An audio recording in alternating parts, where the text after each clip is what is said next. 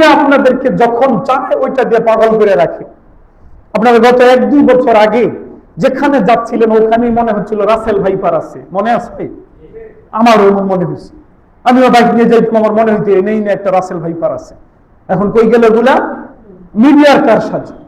Media আপনাদেরকে যখন যেটা খাওয়াইতে চায়। আমার ভাইয়ারা, মিডিয়া এখন এই প্রচারগুলা কমায় দিচ্ছে, তো মানুষগুলা মনে করছে কিচ্ছু মনে হচ্ছে না।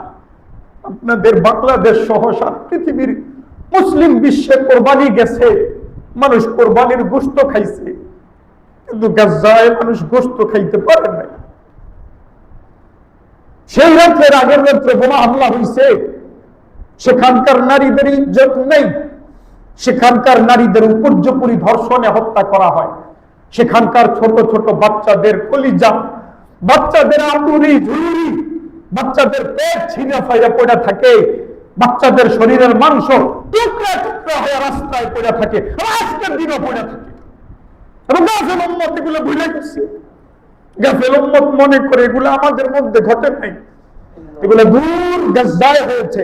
কিন্তু নবী করিম সাল্লাল্লাহু আলাইহি ওয়াসাল্লাম তো কঠিন সমীকরণ দিয়ে দিয়েছেন।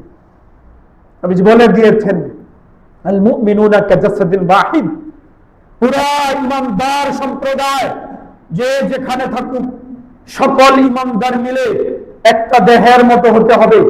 ইনিশতাকা আইনুহু ইশতাকা কুল্লুহু ওয়া ইনিশতাকা রাসুহু ইশতাকা কুল্লুহু। একটা দেহের যে কোনো একটা পার্টস যদি আক্রান্ত হয়, অন্যান্য পার্টস এর ব্যথা অনুভব করে।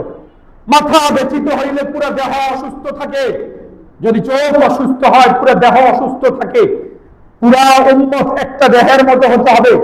কি মতলব?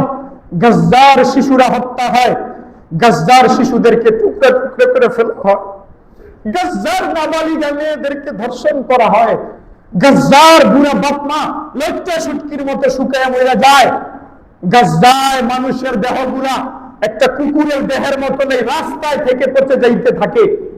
এগুলার পরে ভগীরথপুরের এই বাবুরহাটের এই মাজার বাস স্ট্যান্ড এলাকার মানুষজনের দিলের ভিতরে যদি ব্যথা না আসে, তাহলে এর অবস্থাটা কি?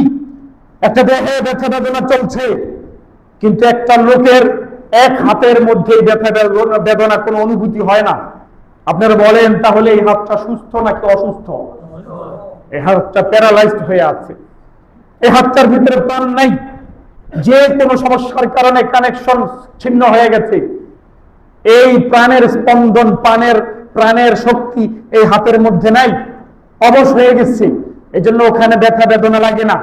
আমার ভাইয়েরা, নবীজি বলেছেন পুরা উম্মত ঈমানদার একটা দেহের মতো হতে হবে। দেহে আক্রান্ত কোথাও না কোথাও হলে অন্য জায়গায় ব্যথা পেতে হবে।